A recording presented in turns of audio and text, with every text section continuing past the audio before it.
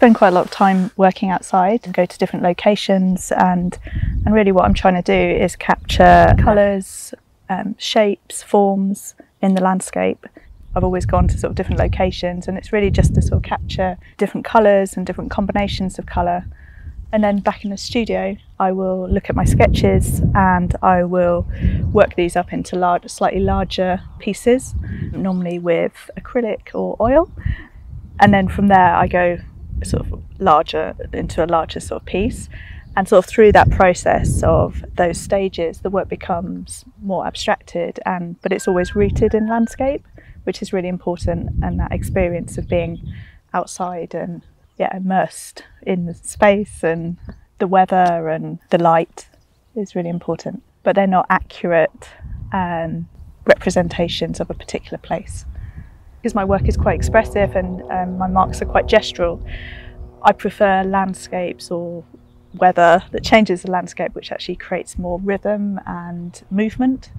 So I find it more challenging actually on days where it's completely still and flat sort of light. So I prefer it when it's sort of like worse weather, and there's more movement in like the shadows and the movement in the trees. So I can sort of capture that in my mark making.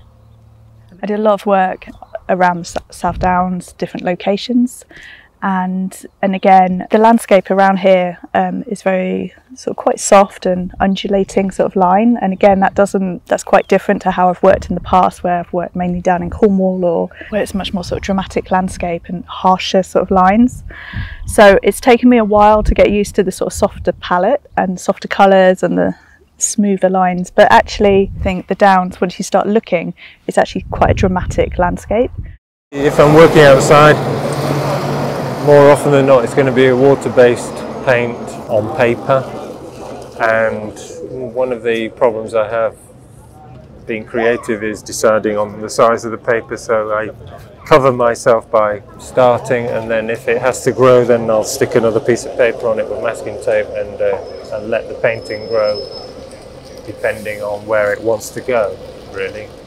I like responding to what I see, so that tends to determine how I work, really. So if I'm working on location, then I've got a basic set of tools that I use. Paper, water-based paint, try not to spend too long on it, try and keep it fresh, and see what happens. I sighted this view a couple of weeks ago, and I like the drama of this aspect of the front of the church. It's very vertical, and I seem to be attracted to verticality, so visual verticality. So it ticked a lot of boxes, and also I'm interested in typography as well, so there's a giant awning there with the words "Live to the Full," which I thought was quite interesting. So it kind of ticked a lot of boxes.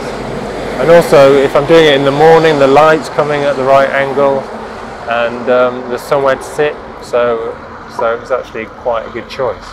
Well, I'm on the beach doing a live painting event, and just trying to capture the sea, really, the sort of foamy white waves, and it's quite atmospheric at the moment.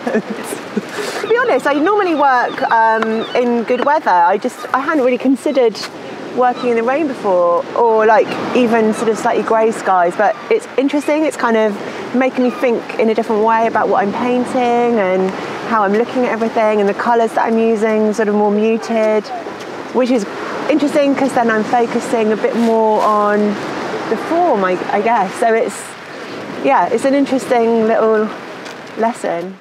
I've been at the Phoenix for about 2 years, got a studio space there. I've had a few different spaces, but now I've got a permanent space, and it's been great because there's over 100 artists that work there, and it's just such a mix of different artists and different disciplines. So it's a really great community, and there's lots of really good events, open studios, different exhibitions that happen there. So I feel really lucky and fortunate to be part of that sort of art community. Well, I've been at Phoenix for quite a few years, and because it's a community of artists, then it's the perfect place to be. You know, there's always somebody to talk to about painting or art. There's a lot of movement around the building, so people are coming in and out, not just people that have studios there. So it's a buzzy little place. Well, it's quite big actually. It's a buzzy big place actually. It's great that for me, it's in the centre of town. It's very easy to get to. I love urban architecture anyway. So my recent exhibition was about this very architecture that I'm painting today. So, you know, in lockdown, I was confined to barracks. So what do you paint? You paint what's out the window, hence the church. I was lucky that Charles Barry built something rather nice for me to look at. Could have been something else. But then again, there's beauty in everything, of course. This is an event that Cass Art have arranged and with the Phoenix, and they've got a selection of different artists at different locations in Brighton, and they've given us vouchers, which is really, really great. You know, they're a great supporter of our annual open studio event, and I guess because this year it's slightly different, you know, so yeah, we are nicely connected to them at Phoenix. Yeah, it's good, and you know, I've had quite a few people come down already that follow me on Instagram, and you know, they're coming to say hi. So yeah, it's been cool. They're a great resource. So thanks to Cass Art.